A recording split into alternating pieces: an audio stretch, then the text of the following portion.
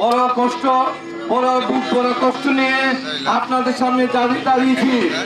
আপনারা জানেন সাম্প্রতিক সময়ে বাংলার অঙ্গনে ছাত্র সমাজের উত্থান হয়েছে। অতঃপর কি হলো, ছাত্র সমাজের অর্জনকে পুঁজি করে এক শ্রেণীর দুর্বৃত্তরা বাংলাদেশের আনাচে কানাচে সুন্নি আলেমুল আমাদের উপর হয়রানি মামলা দিচ্ছে।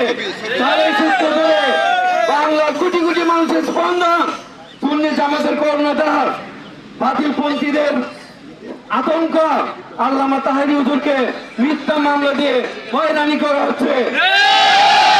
সরকারকে লক্ষ্য করে বলছি, আমরা কোন রাজনৈতিক দলের নেতা নয়, কোন আলেমদেরকে হয়রানি করা আপনাদের কাজ নয়।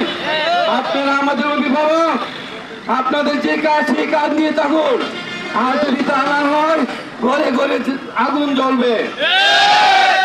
সুন্নি ভাইরা আমার, আর বসে থাকার সময় নেই। এখন ওই চালায় চালায়, থানায় থানায়, পাড়ায় পাড়ায় কমিটি গঠন করুন। এই বলে আমি আমার সংক্ষিপ্ত বক্তব্য শেষ করলাম। আসসালামু আলাইকুম।